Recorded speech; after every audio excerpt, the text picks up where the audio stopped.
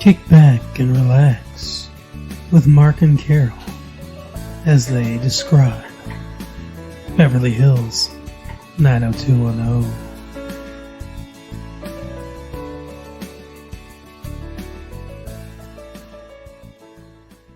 So as you can see, this is a brand new thing, but also sort of an old thing.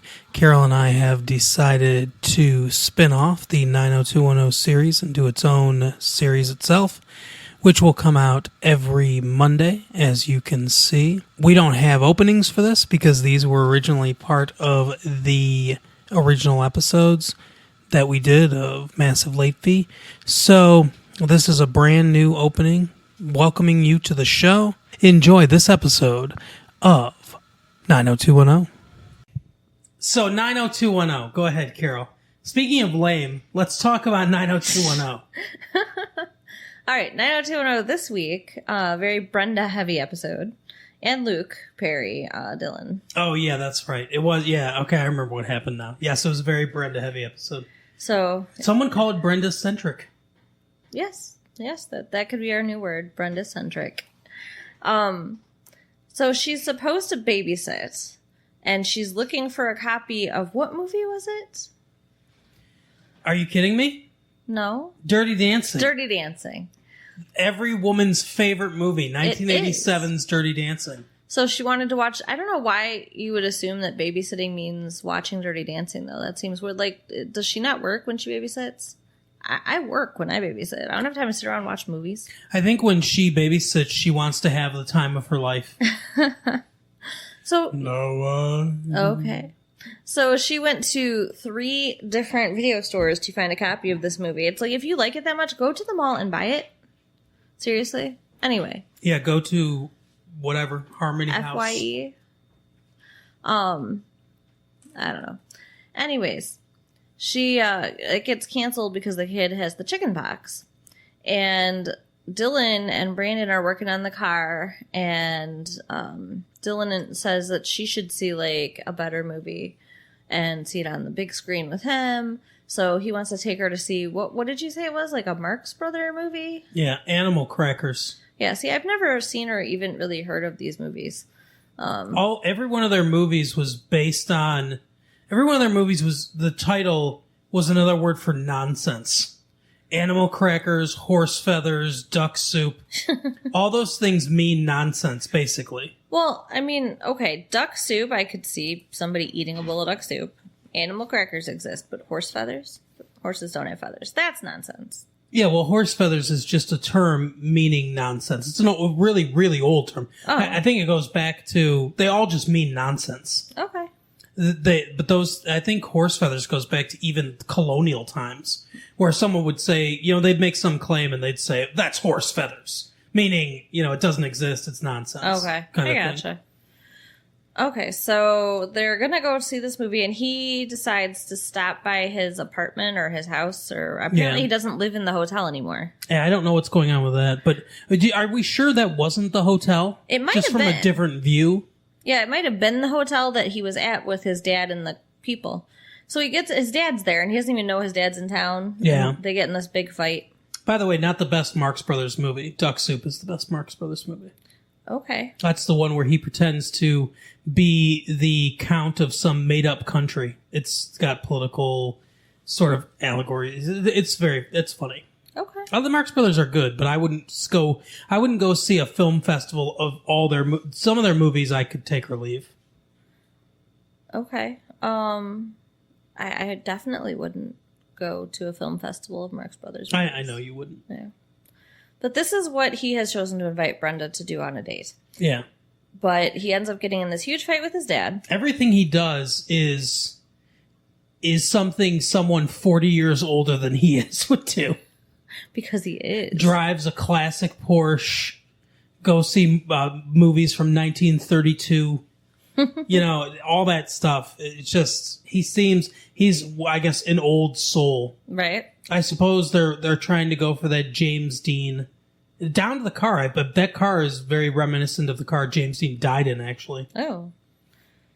Creepy. Yeah. Okay. So, yeah, he gets in a huge fight with his dad. Yeah. His dad said, I asked you to do some things while I was gone. I'm assuming illegal things, based on what Brandon and Brenda's dad say. Yeah, their dad decides that he doesn't want Brenda dating him because he thinks that he is bad news only because his dad's bad news, which is dumb. Like, yeah, not he fair. says it's bad news bears, Brenda. But he gets really upset and, goes like running out, and Brenda's, chasing after him. And then he starts screaming. Yeah. He goes full psychotic. Yeah. And it's like the, you're tearing me apart from the James Dean thing to kind of Rebel Without a Cause.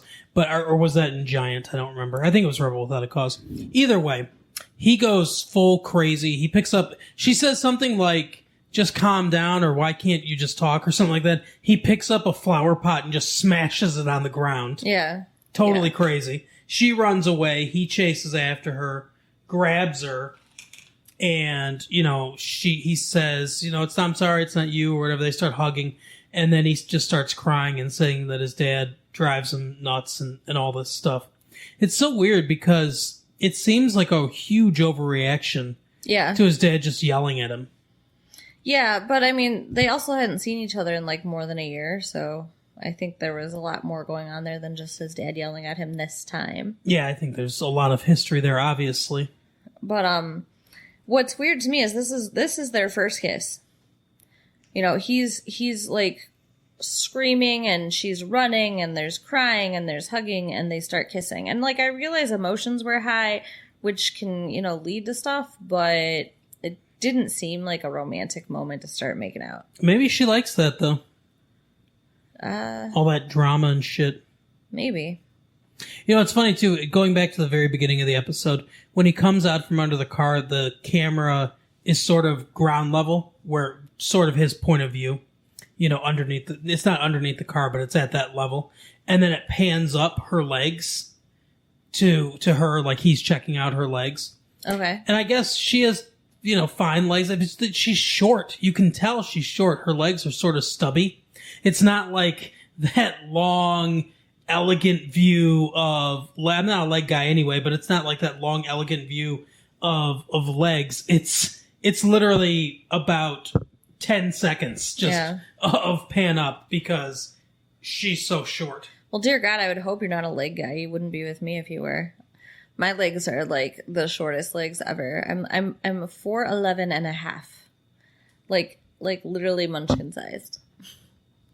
But yeah, so they start making out. They don't go to the movie because apparently they're just making out the whole night. Is that supposed to count as a date? Because I would not count that as a date. She doesn't watch a Marx Brothers movie this whole time, which maybe is good. Right? So, he takes her home. They make out more in the car before she goes in. It's just all making out. I think that counts as a date. Making out? Don't you? No. They didn't talk. They didn't eat. They didn't participate in an activity. They just made out. They participated in an activity. Making out is an activity. I don't know. I think that, some kind of formal event should occur on a date, especially for a first date. Well, yeah, probably. But whatever. I mean, we don't always go out. Yeah, but it's not a first date. We've been dating a long time, so, but when we don't go out, I don't count it as a date at all. Okay. I just look at it as us hanging out and spending time together. Yeah. Okay, so like I said, her dad doesn't like this at all, and actually says to her that he doesn't want her going on another date with Dylan because he wants to take her out. And she's like, "Well, I'll just make plans with Kelly instead." Yeah. Like who doesn't know that means she's still going out with him? Like I don't understand. Yeah, I agree. And she says to Brandon, "You want to help me out here?" Since Dylan's his friend, and Brandon's basically like, he kind of fumbles around, and then his dad says he's got nothing to add to this. Right. Well, it really isn't his place, and I think she was putting him in a shitty situation.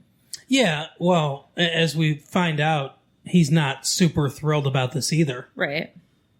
Yeah, I mean, for different reasons. Even though him and Dylan are friends, you know, he doesn't trust that Dylan's not going to, you know, just hurt Brenda because apparently he has a reputation with girls. Well, I think part of it is that he doesn't want her to hurt Brenda, and part of it is that it's his friend, and he doesn't want to lose his friend to a relationship with his sister, basically. Yeah, he doesn't ever say that, though. No, but I think that's part of it. I agree. It probably is. Have you ever had that issue with your siblings? With my siblings? Yeah. No, they're too much older than I am. Yeah, I'm in the same boat with that. So if any of my, like if my sisters had dated any of my friends, that would have been super creepy. Yeah. Because my sister that's closest to me in age is 8 years older than I am, and the other one is 14 years older than I am. So yeah, that would have been odd. Yeah. What about your cousin? No, she hasn't dated anyone that I'm friends with. Okay. So, I mean, I suppose if that ever happened, it would depend on the friend and what kind of couple they would make. Right. I can see how it would get awkward, or even just like your own friends dating would be awkward. I mean, any kind of change like that. I have had that happen where a friend has dated another friend. That's kind of weird. Yeah. What happened? Well, they go off on their own. It's basically exactly what you would think. So we used to all hang out together. There was like 4 of us, or no, 5 of us. And then 2 of them started dating each other. And so the 3 of us would hang out, and those 2 would be paired off someplace else. And the occasional times when they would hang out, all 5 of us would still hang out together. They'd be making out in the corner or whatever. Oh, that's annoying and rude. Yeah. Okay, so Brendan does talk to Dylan about his concern. His name's still Brandon. Brandon talks to Dylan about his concern. If he ever changes his name to Brendan, I'll let you know. Okay. And he ends up pissing him off. Like, he's all offended and like, I wouldn't do that to your sister. Like... Yeah, and that's the thing is, I think that, well, I guess Brandon doesn't know Dylan super well at this point. But as I mentioned to you when we were watching the episode, even if Dylan has a reputation for kind of whoring around, I would think he's a good enough guy that he wouldn't do that with Brandon's sister out of respect for Brandon and because of the relationship that they have. Yeah. That makes sense. I mean, yeah, unless he was a total asshole, which he's not. So he's supposed to take Brenda out and her girlfriends come over, and it's this really, like you said, it's kind of a weirdly filmed scene where she's just trying on a bunch of outfits and they're doing her hair and makeup and they speed it up. So and there's music underneath it. Yeah. It's actually, I guess maybe it kind of is reminiscent of a Marx Brothers film in certain degrees. Oh, maybe that's why they did that. But it's a moment that's filled like it's comedy, and none of the rest of the episode is comedy. Right. But the reason they're putting so much into this is because Brenda has decided that she is going to sleep with Dylan. Yeah. And the other backdrop to this episode that I guess we should mention real quick is that throughout the entire episode, everyone's got to get this form signed so they can go to the auditorium to get a special lecture on sex education as part of the class they're in. The class, I don't know. They don't ever say what it's called. Health. Maybe health. Okay. Yeah, that's the name of the class in our high school as well. So they have a section on sex education, but it's just kind of in general health. And so everyone's got to get this form signed so they can hear this. And that's sort of a backdrop to the entire episode. Every once in a while, someone will mention either the form or they'll mention that sex education's coming up.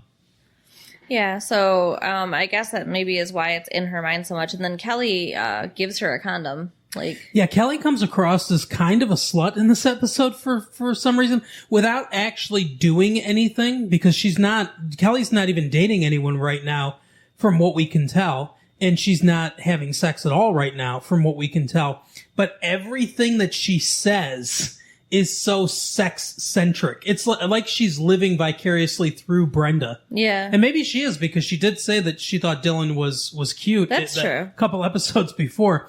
But she says, I mean, she gives her some decent advice, like never trust the guy to have protection. Oh, is that decent advice? Always carry protection. Well, that's don't you think so? I do. I just think it's funny that you're saying it. I mean, I think that most men should be responsible, or most boys should be responsible and have their own protection. But as a girl, you want to make sure that you're protected. Yeah, but then girls get looked at like sluts if they're walking around with condoms. Yeah, but you don't blow them up and put them on your head. You don't have to advertise the fact that you have them. Well, what if they fall out of your purse and then the guy sees them and then he's like, oh, okay, so I guess I'm going to get lucky. I mean, I agree that you should have them on you. I always do. But that's because we're in a relationship. What I'm saying, oh my God, Mom, forget I said that. But I don't think that if you're just starting to date somebody or you're not dating anyone, that you should just be walking around with condoms, because it does make you look a little slutty. I guess. I don't know. It doesn't. Not to me, it doesn't. I think you should be smart. I think everyone should be smart and protect themselves. But, so she says that, and then she says something like, Brenda says something about romance and, wanting to have connections and all this stuff. And Callie's basically like, it doesn't matter kind of thing. Yeah. So she comes off as very kind of boy crazy and sex crazy in this episode. Although, in Brenda's defense, I mean, romance leads to sex. I don't think there's that much of a gap in between talking about romance and talking about sex. I suppose. I guess. So they're getting her all ready to go out on this date where she has decided she's going to sleep with him. And then this would be losing her virginity. As Brandon says to Dylan, she's a virgin. Yeah. So, I don't know how Brandon knows that. Because they're twins and they talk about stuff and they're close. So he would have felt it if she'd lost her virginity. Ew! That's terrible. Her hymen breaks and he spills like strawberry jam on his pants. What the hell? What just happened? Oh, I know. What is wrong with you? Oh. Not okay. Oh, man. But she goes to this film festival. Now, here's the thing. Why wasn't he picking her up? She doesn't drive. Yeah, that's a good point. And we don't even see how she gets there. So I want to know who dropped her off at the film festival. Does she still not have her license? She still doesn't have her license. I remember the episode where she went to try to get her license, but she still doesn't have it, huh? Well, I mean, I haven't seen her drive, or no one's mentioned anything about her getting a license. That's true. Yeah, he should be picking her up, I agree. But she goes to meet him at the film festival, and he does not show. Mm-hmm. And she stands out there. It is so sad for, like, the whole movie. Yeah. Probably hoping he'll just show up late. It was kind of dumb to wait the entire 2-hour runtime of the film, but yeah. Right. So, she's super hurt and sad, and like Brandon says to him later, she stays home from school on Monday. Like, she's just depressed all weekend. And, apparently, Dylan was dealing with some stuff with his dad, I guess, but like, pick up the phone and cancel your plans, or at least drive over there and tell her so she's not waiting for 2 hours. What a jackass. Yeah, he should have called and left a message on her answering machine or something. Something, for sure. I mean, even if he called the house and tell Brandon or his parents so somebody goes and gets her. I mean, but they weren't supposed to be together. So he can't leave a message on the answering machine.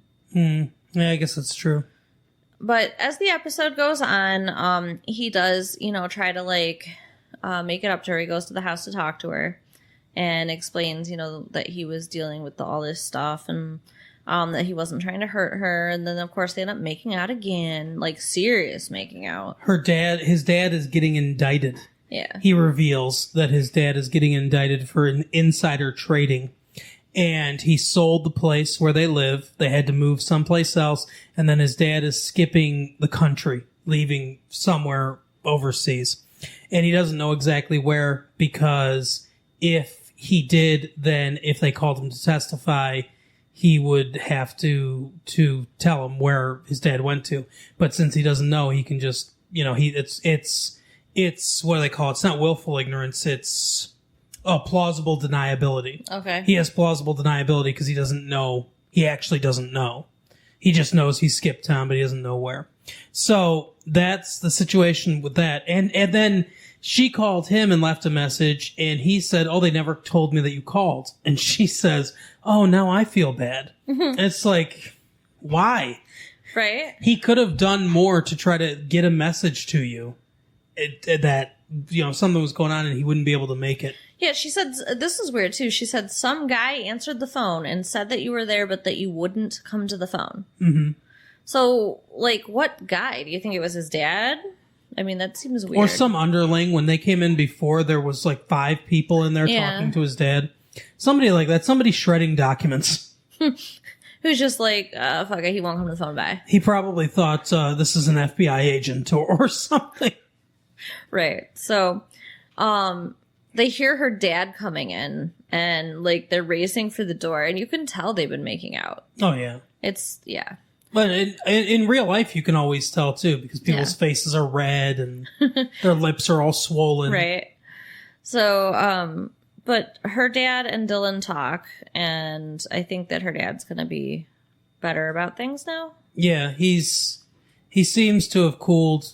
Dylan says that he doesn't like what his dad does or anything like that. And the dad seems to indicate that the real problem that he has is his daughter getting closer to losing her virginity. Right. Which, what dad wants that?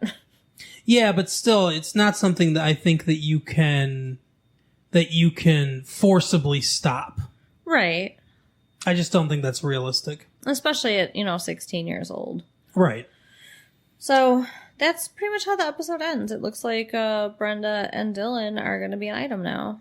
Yeah, well, that's part of that's kind of how the episode ends, but something important happens in between there. Uh-oh, what did I miss? So Steve Sanders negotiates with the teacher to go and pick up the special guest speaker from the airport. So he picks her up, he takes her to the hotel room. She's supposed to be speaking the next day, and he starts to hit on her pretty hardcore, trying to get, and he impersonates the teacher, pretends that he's the professor. And she says that, she's tired, she's busy or something like that, and she can't go out tonight, but that she'll get his number or something like that. Yeah, she was trying to let him down gently. So the next day, they go into the assembly where she's supposed to be speaking about sex education or whatever. Mm-hmm. And she starts giving her speech, and she starts off by saying that she met a really attractive young man, blonde hair, blue eyes. She's obviously talking about Steve. And she said that he asked her out, but it didn't work. The timing wasn't right. And she said, what I didn't get a chance to tell him, and what I'll have to tell everybody that I go out with in the future, is that I have AIDS. Right. And they cut to Steve's face, and his jaw just drops. It's actually one of the funniest scenes I've ever seen in this show, where you could hear a pin drop, everything stops. And she kind of goes on and talks about how she got AIDS when she lost her virginity. Yeah, it's so sad. And that, she just tries to stay strong. The guy that gave her AIDS died last year. And she goes through basically about being safe and how to make sure that you're protected and all this stuff.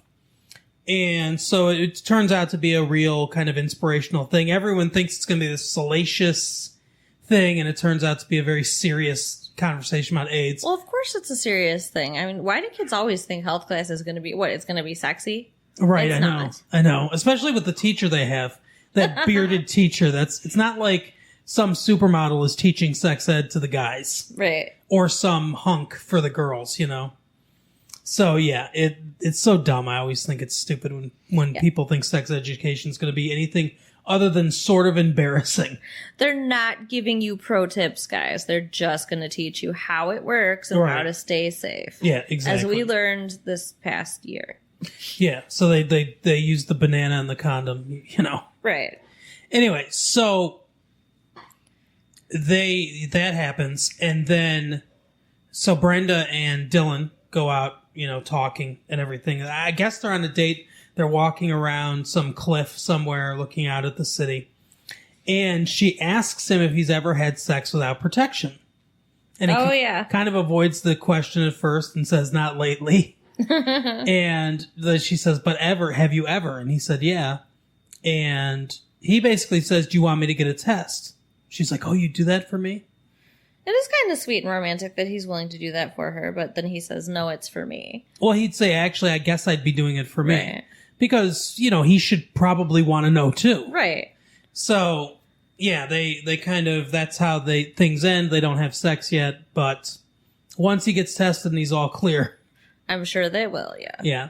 But yeah, that's kind of how the episode ends. So, what did you think of the episode in general? I thought it was a good episode. I think that, there was some, good points made about, safety and AIDS and everything. And, I don't know. I thought it was interesting. I enjoyed getting to see how her and Dylan started because, where we left off in the season 5 that we're watching, it looked like they were kind of flirting and there have been references to it, but we haven't really seen it. So, yeah, I agree. So it'll be interesting to see where the relationship goes from here, I guess. I mean, we know it's not going to work out, unfortunately. Yeah, no kidding.